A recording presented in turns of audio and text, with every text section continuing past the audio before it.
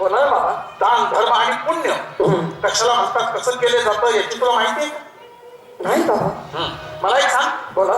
जे 1.25 लाख रुपये तू साधूला दिले ते तुझे स्वतःचे होते का? नाही बाबा. शाबास. जे 3 ग्रॅम सोनं साधूला दिलं, घाम गाळून कष्ट करून सोनं घेण्याकरता पैसे मला तू दिले होते का? नाही बाबा. पैसा कोणाचा? अहो तुमचा. सोनं कोणाचं? तुमचं. आणि दान धर्म कोणी केला? मी केला बाबा. लाज नाही वाटते का तुला? बापाच्या कमाईवरती मजा मारणारा तू नराधाम. आणि मी बाप पाहुण्याच्या दाराखाली मुंबईत पूर्ण केला. अंगाला कपडा घेतला नाही, पायाला पायदल घेतलं नाही. जर 10 रुपये कमावले त्याला 7 गाठी मारून कमरेत खोसून ठेवले. म्हणून आज मी लखपती नाही, करोडपती नाही, अब्जपती आहे. आज एवढा मोठा करोड तू माझ्या घरावर टाकला म्हणून तुझं माझं बाप बेट्याचं नातं हे मात्र तुटलं गेलं.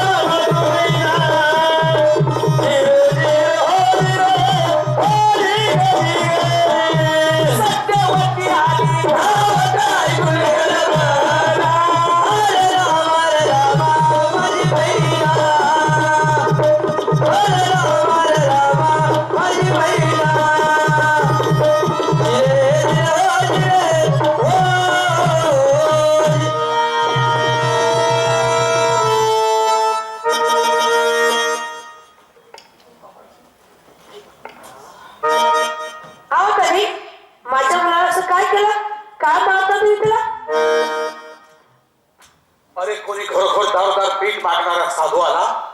या नालायकाने त्याला 1.25 लाख रुपये आणि 3 ग्रॅम सोनं दान केलं म्हणून याला मी मारहाण करीत आहे. 1.25 लाख आणि 3 ग्रॅम सोनं. अहो तरी आपल्या मुलाला पुण्याच काम केलं. पुण्याच काम केलं.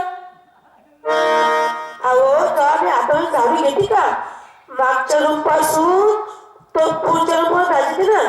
किती सोनं, किती चांदी, किती पैसा खर्च होऊन जात आणि तुम्ही 1.25 लाख आणि 3 ग्रॅम सोन्याची बात करता.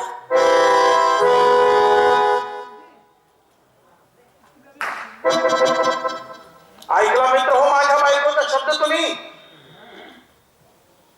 हातात केरसुनी घेते, मागचं दार तर पुढचं दार धाडते. केर कचऱ्यामध्ये सोनं, चांदी आणि पैसा जातो. या असे कोण बोलतो मित्र हो? की ज्याने कधी 10 रुपये कमवलेले नाही. ही अशी व्यक्ती हे अशा मुखात उद्गार काढतात. आता तुम्ही बसलेले आहे शेतकरी वर्ग, काही मजूर वर्ग. मला सांगा 200 रुपयाची कमाई करण्यासाठी या टाळूचा घाम टाकेपर्यंत येतो. तेव्हा 2 वाजता तो शेतकरी मालक त्या मजुराच्या हातात 200 रुपयाची नोट देतो. त्या मजुराला कळतं की ह्या 200 रुपयाची किंमत काय आहे. या असे नालायक हे दुसऱ्यांच्या कमाईवरती मजा मारणारे यांना काय कळणार आहे की कमाई कशी केली जाते आणि पैसा कसा कमवले जातो. पण ते ऐकून घेणारा व्यक्ती मी नाही. सत्यवती याला घरात घेऊन जा. अंगावरचे कपडे काढून दे, दागिने काढून दे, फाटका ड्रेस अंगावर दे आणि मागच्या दाराने याला काढून दे. असं काय करता? आम्ही एकच मुलगा आहे. माझा मुलगा फक्त माझा पैसा आहे, पैसा.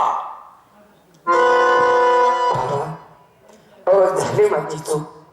पुन्हा मी अशी चूक करणार नाही बाबा. पैसा आहे आज ना उदे. अहो हाच पैसा मी तुम्हाला कमवून टाकेल बाबा. पण मला एवढा गुन्हा माफ करावं. याला गुन्हा म्हणत नाही विजय, याला स्वतःचा शहाणपणा म्हणतात. पण आता तू माझ्या घराबाहेर, माझ्या गावाबाहेर, माझ्या मनापासून दूर जात आहे. तुझ्या बापाचा एक शब्द आता तू लक्षात ठेव. सांगा बाबा.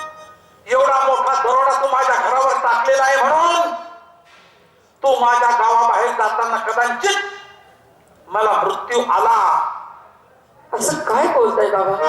तरी माझ्या गोराड खेड्याचे लोक माझ्या प्रेताचा सोहळा गावात मिरवतील. त्या सोहळ्यामध्ये तू मात्र यायचं नाही. हो बाबा, नका असं बोलू. स्मशान भूमीत चितेवरती माझा देह ठेवण्यात येईल.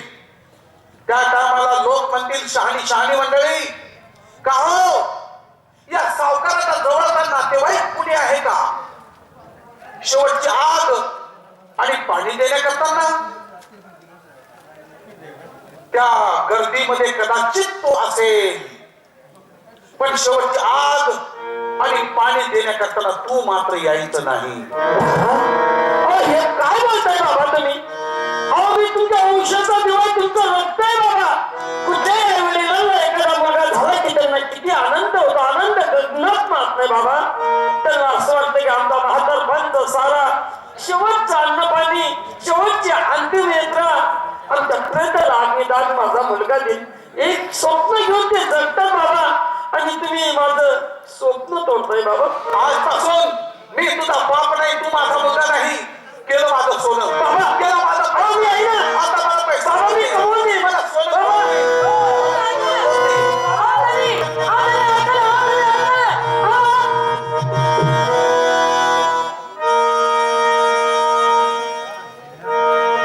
सत्य विजय, तू हे का केलं होतं असं? काय चूक केली आहे? दान धर्म करणं या जगात पाप आहे का? अगं या जगात दान धर्म नसता हे जगत काय पूर्ण सृष्टी संपली असते ग. या जगात दान धर्म चालू आहे. गावोगाव मंदिर आहेत, सप्ताह होतं, कीर्तनाचा भजनाचा कार्यक्रम होतो, देवाचा उत्सव बनवता.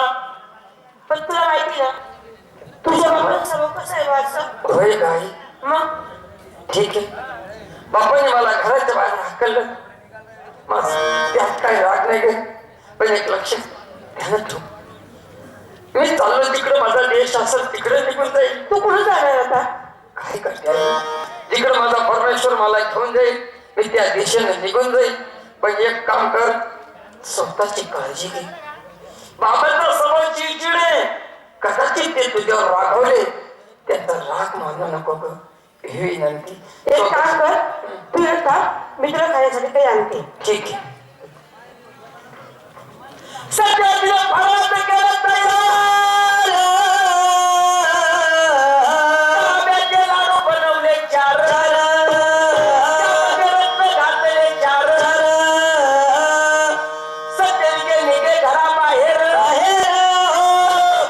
जातो बहिणीच्या गावाला तारापूर.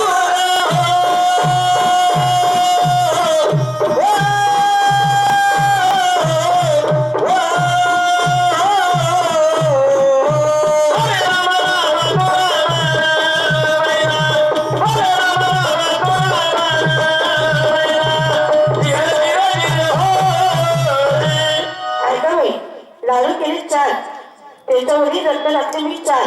ते माझ्या मुलाला देते आणि त्याला रवाने करते.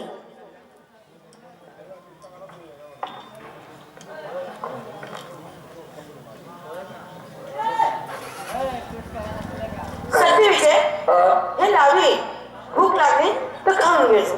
ठीक आहे, जा पाहतो. हा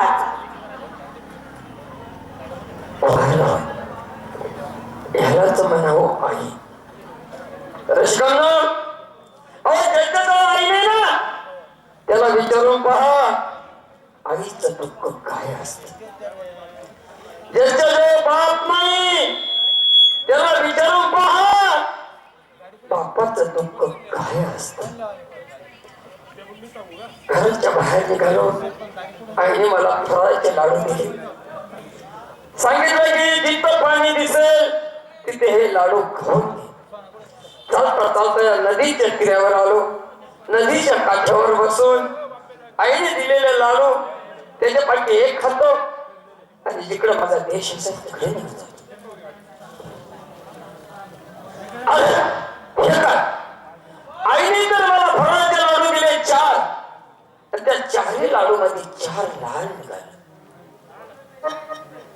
रसिकांनो, आता मला कळलं, ज्या साधू बाबांनी 3 ग्राम सोनं दान केलं ना, त्यांचा पहिला सवाल तो सत्य ठरला. कसा आले आठवण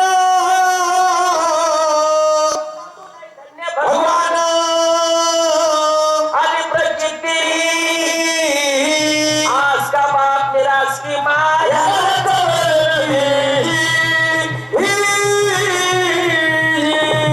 साधू बाबांनी पहिला सवाल दिला होता, आज का बाप निराश की मां. दर्शकांनो, तो सवाल कसा सिद्ध झाला बघा. माझ्या वडिलांना नात्या गोट्याशी काही घेणं देणं नाही. त्यांचं नातं होतं सर्वच काय त्याचा पैसा. मी